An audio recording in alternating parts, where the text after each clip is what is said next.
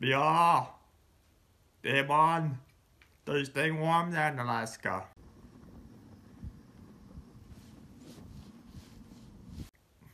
I'm sorry. Would you put another log on the fire? Then I'll move to the studio. Good afternoon. I'm Russell Strickland, the Commissioner, better known to you as Most Honorable, Highly Esteemed, or His Excellency. First of all, congratulations to the winner of the 2018 SFFL Championship, BR Strickland Asterix. I noticed that Emily didn't shake your hand after the game. Have you spoken with her since? Well, obviously, it's really hard to do a handshake with Emily, I believe in Arkadelphia that weekend, and myself here in Anchorage.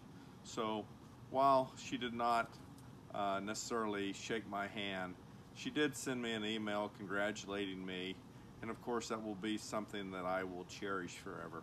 I'm well aware of the distance issue. I just thought that a phone call would be more personal than an email. But anyway, let's continue. On draft day, I noticed that you only had one keeper. Were you happy with your draft performance? And can you comment on Michael's analysis ranking you 6th best drafter out of 12 teams? AKB the one has always felt that you cannot win the SFFL through the draft, but you can lose it. So, going into the draft, we decided that keeping Gurley was pretty much a no-brainer. And then after Hunter Henry went down, we decided we were better off not keeping a second keeper and just having the extra draft pick. As for Michael's analytics, we really don't pay much attention to those things. It would be important if you had to play the whole league every week, but you really don't have to play the team that you're matched up with. So we just concentrate on maximizing our performance, not leaving any points on the bench, and just being ready every week. Okay, let's talk now about the preseason poll. Who did you vote for? And were you surprised about the number of votes your team received? Well, of course I voted for AK. You have to believe in yourself to go anywhere in this world. I really wasn't surprised by the outcome of the votes, figuring most owners had the same philosophy. We did utilize this as bulletin board material throughout the year, and of course at our championship celebration, we had a lot of good laughs about it. Now that, my friend, is a big, fat lie. Whoa, holy, I cannot believe that. That is ridiculous. Please take a long, hard look at the actual preseason poll. Well, of course I voted for AK. Well, of course I voted for AK. Well, of course I voted for AK. No one, including yourself, voted for your team. If we are to continue this interview, I need you to be 100% truthful. Do you agree to be truthful? Thanks. Now let's begin again. It's the start of the regular season. You draw a tough first game against BLM. Tell us about that exciting 95-90 victory over BLM. Coming out of the draft, we felt a little bit unsettled with our quarterback position.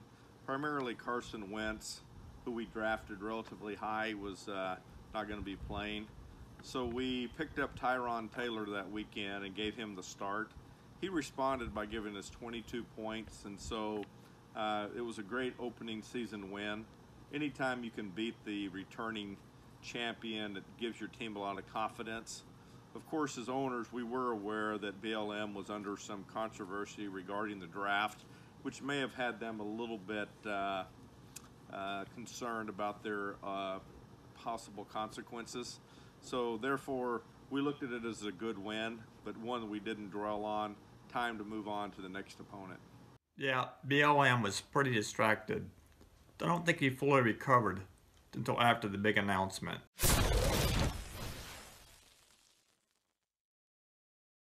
Continuing with the regular season, you go on a spectacular 5-0-1 run until you meet the the 2016 champion, Brent. Tell us about that loss to Brent. I have to take the blame for this one. Frankly, we just left too many points on the bench. Go Badgers is a quality opponent, so we didn't want to overreact to this loss. Frankly, we were much more concerned and upset by the tie we had to inaugural champs. How that ever happened, we still don't know. I agree. Brent is a very tough opponent in the very strong Texar Oak division. I think the tie to inaugural champ was a wake-up call for your team. Okay, now you go on a 3-game winning streak. You're sitting at 8-1-1. Your next opponent is Matt. What happened against Matt? Todd Gurley had been having a fantastic year for us and had a great year, and clearly is my team's MVP for the season. However, this week he just underperformed. We also had our wrong wide receiver group starting for us that week. You know, clearly Matt's found something with Mahomes. It was a great pickup for him. That bomb to Tyreek Hill really set us back in that game. It was a loss. We accepted it, and then we moved on. Yeah, Mahomes was really the season changer for Matt. I don't think anyone but Matt could have possibly known that he'd be a QB1. Moving along, BLM avenges his 5-point loss to you in week 1 with the 138-98 destruction of your team in week 12. What happened this time against BLM? BLM was the reigning champion for a reason. The man clearly knows what he's doing. However, Gurley was out on a bye that week, and we left 41 points on the bench through our receiver group that weekend. So we were beginning to get a little bit worried, feeling we were going to need some help overall to keep our #1 seed. Falling to 8-3-1. Were you a little nervous before your next opponent, Trooper Kojak? I mean, he had just gotten severely reprimanded and embarrassed for wearing that yellow tie at the academy. Out of march. Yes, sir. Strickland, is that your name? Yes, sir. You're not a march. No, sir. You're not a march. Yes, sir. We weren't really anxious going up against Trooper Kojak. We've pretty much owned him his whole life. We were scoreboard watching that weekend, and we're really happy to see Go Badgers and Woo Pig Suey go down. That secured us the #1 seed heading into the playoffs. Making the playoffs had been our goal. Being the #1 seed was goal 2, and so we felt like we had really lived up to what we had hoped to get done during the regular season. Despite having the league's best regular season record, analysts kept pointing out to your inability to score over 100 points. Please speak your mind here. It's a pretty simple concept. You do not have to score 100 points to win. You simply have to score more points than the team you're playing. Let me say that again and a little bit slower for Michael's sake. You only have to score more points than the team you're playing. Point taken, but you only scored over 100 points 3 times. 2 of those times were against your son, Trooper Kojak. Were you picking on Charles? Like I've said before, there's nothing magical about the 100-point mark. We have nothing but respect for Trooper Kojak and appreciate his willingness to only issue warnings instead of tickets to UAF students. I don't think UAF students are a problem for the troopers. Is this interview taking too long?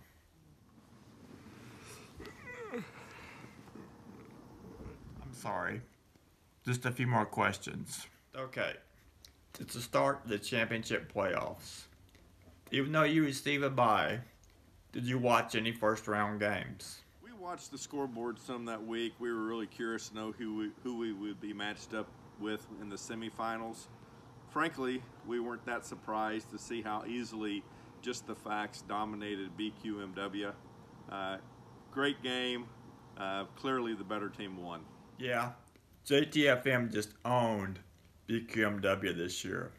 I mean, he went 2-0. The average winning by 30 points a game.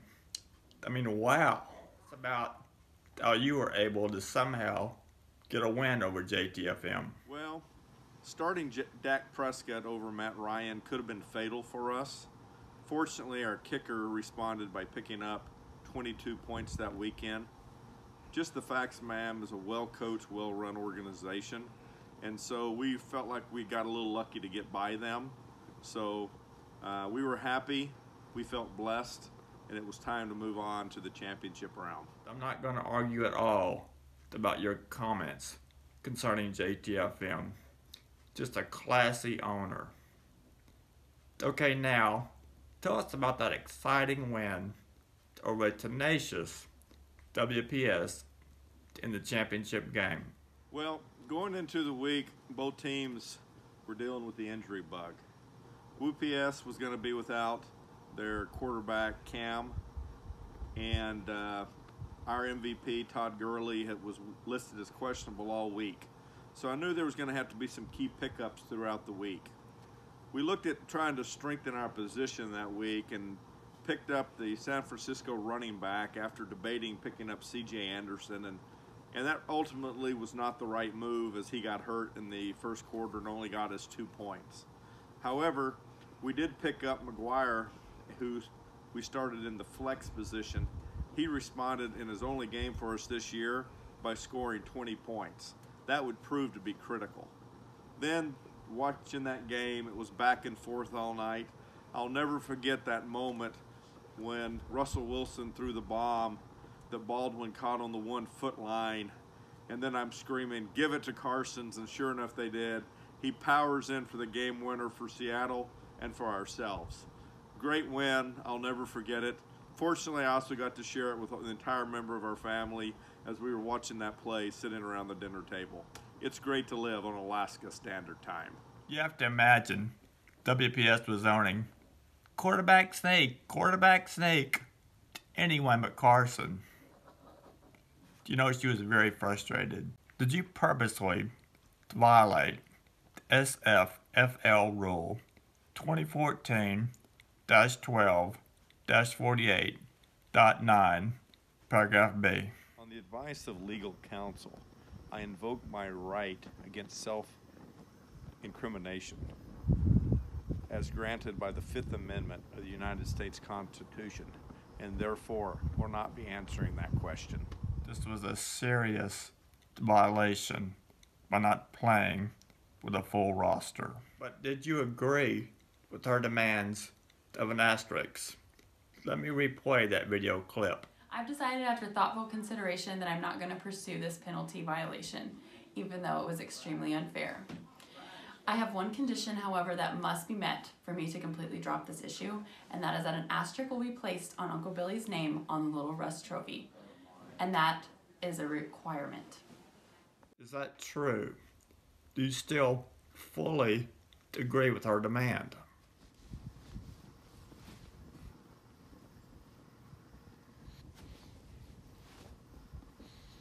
Thanks, BR. Okay, just one more question. What does joining the exclusive championship club mean to you? Words cannot really describe how awesome it is to win the SFFL championship. Only former winners like myself know this feeling. The only analogy that I can possibly put next to it, and I don't even think it would hold up, would be slipping on the green jacket after winning the Masters. Probably, like others before me, I'm just beyond words. Well spoken. It's a huge honor. Any comments before I present the Little Russ Trophy? You know, really, I'd just like to take this moment on behalf of all the owners of SFFL to thank the highly esteemed commissioner for all your hard work and dedication to the league, the tough decisions that you have to make weekly or just probably only known to yourself. And I just appreciate what you're doing to make this clearly the best league in America. Thanks for those kind and ever so true words. I now present the Little Russ Trophy to the 2018 champion, Billy Strickland, asterisk. Congratulations, you join an exclusive list of the very best owners. Lil Russ is presented annually to the champion of the SFFL. Made of 18-karat gold with bands of malachite on its base, it stands 36.8 centimeters high and weighs 6.1 kilograms. The Lil Russ trophy was funded by a generous gift from the Wallace Foundation. We are still working on the logistics of transporting Lil Russ to Alaska. Unfortunately, we are still under contract with the same courier service that we used last year. Due to the problems that we experienced, I requested that they use a different individual. However, I can't control what courier that they send over to the headquarters building to transport Lil Russ to Alaska. Right now, the only opening is April the 30th. Do you have any final closing comments? Just Lil Russ, dress warm. It's going to be a great year.